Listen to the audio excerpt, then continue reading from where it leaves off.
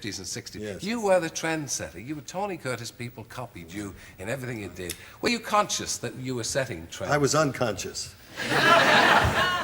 Really unconscious. I really have never planned anything, you know? Everything has always been somewhat spontaneous, and I just let it happen. I didn't try to imagine myself as a trendsetter one way or the other. I just wanted to get through the day. You know, the meaning comes after the work. Yeah. Life is the only way you can come to any conclusion about life is after you've lived it.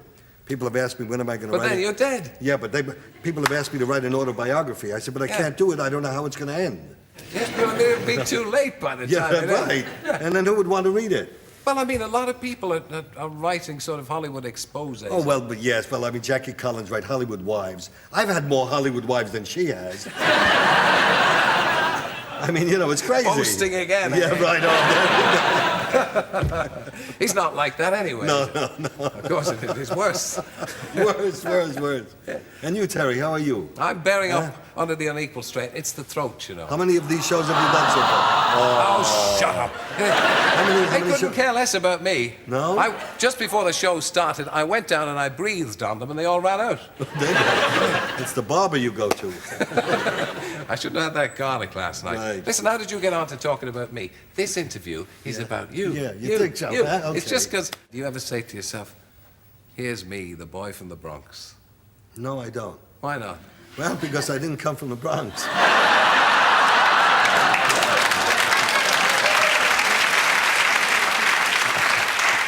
I came from Manhattan.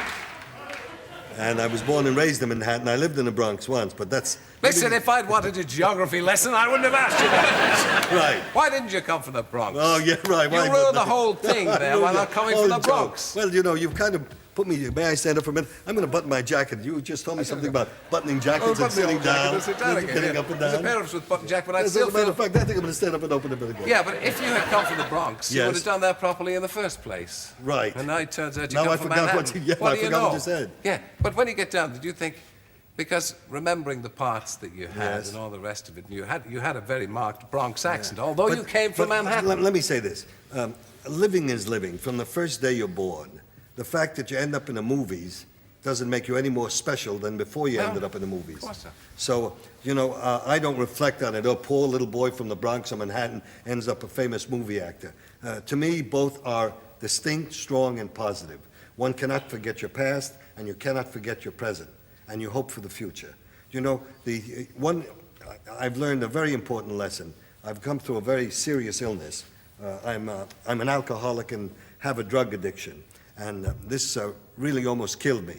And I didn't know it. You know, I thought I was weak-willed, and this was what usually people thought of people who drank a lot or used drugs.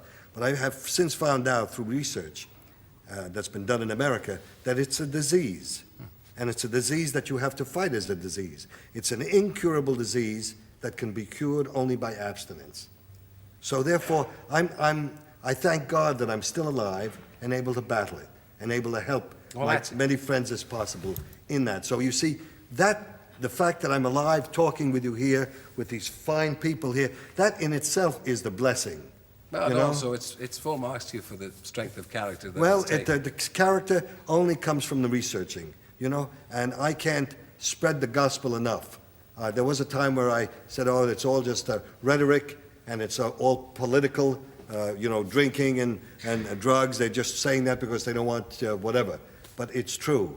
It is killing, and it's doing a lot of damage to a lot of young people in the world. And we all are, I feel, loath to somehow give a lift and comfort and support to as many young people as possible. Good for you. Well, Well, thank you for saying that. Well, that's important. There's just something I have to give you. What's a little that? surprise. Oh, my God. Even as we speak... Where did you get that from? I've been hiding it for some years. The old cane, Hello. JR hat. Oh, blimey. How long have you...